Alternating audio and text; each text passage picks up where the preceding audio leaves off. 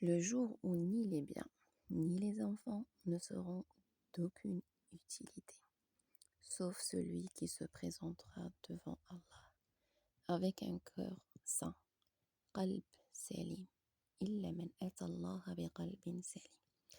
Dans sourate Ash-Shura, le verset 88-89.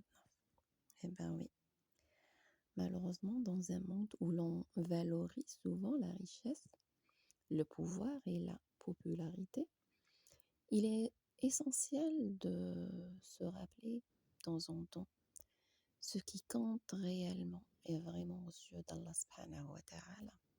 Oui, mes chers, aujourd'hui nous allons méditer sur un verset coranique très profond qui nous parle de l'importance d'un cœur pur, un vrai cœur, un cœur saint, un cœur qui aspire à la proximité divine.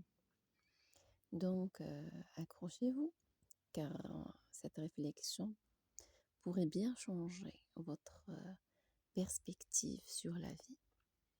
Et surtout, ce que j'aimerais, c'est vous aider à rencontrer, à, pardon, à recentrer vos priorités.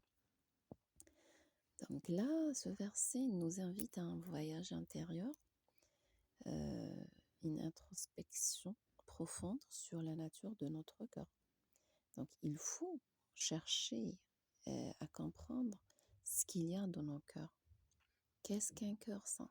Qalbun salim. Donc qalbun salim, un cœur saint, c'est un cœur purifié. Oui. Purifié de quoi? Purifié des envies, des rancunes, de l'orgueil et surtout et aussi de l'hypocrisie. Nas'alallah salama.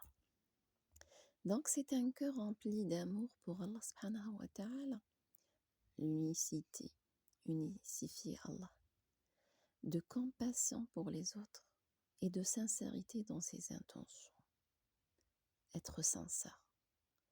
Donc imaginez le jour du jugement dernier, là à ce moment-là où nous serons tous appelés à rendre des comptes. Ben oui, tout le monde va rendre des comptes à Allah, pas à n'importe qui, non, à Allah. Et puis, Allah, il a tout, il regarde tout, il voit tout, il écoute tout, il sait tout. Alors ce jour-là, nos richesses, nos enfants, nos statuts sociaux, nous ne serons d'aucune utilité. Donc, seule et unique chose, seul notre cœur purifié par la foi et les bonnes actions témoignera en notre faveur. Donc là, ce verset est un appel à l'action, à changer, à changer. On peut changer, oui. On changer nos cœurs, les purifier. Donc il nous rappelle que nous devons prendre soin de notre cœur, le purifier de toute souillure, le nourrir de la lumière et de la foi. C'est vrai que c'est un travail de toute une vie, c'est un travail pas facile, mais il faut le faire. Un combat constant contre nos propres défauts et faiblesses. Et personne ne va dire qu'il n'a pas de défaut ou de faiblesse. Alors, cette méditation-là, c'est pour dire qu'un cœur pur est source de paix intérieure. Sincèrement, oui. Avoir un cœur pur, ça veut dire avoir une certaine sérénité et de paix. On est tranquille. Il est essentiel de cultiver un cœur sain pour se sentir bien dans sa peau et dans ses relations avec les autres. Les personnes soucieuses, qui ne se sentent pas bien tout le temps, etc. Et ces relations, ils sont pas vraiment dans la bonne direction, etc. C'est souvent parce qu'il y a quelque chose dans leur cœur. Donc un cœur pur est ouvert à l'amour, au pardon et à la compassion. Eh bien oui, il permet de construire des relations saines et durables, basées sur la confiance, le respect mutuel. Donc là, le dernier point qu'on va citer, c'est la réussite spirituelle. Et c'est ça ce qui compte en réalité, au-dessus de tout. La pureté du cœur est une condition essentielle pour atteindre la proximité d'Allah. de goûter à la douceur de la foi.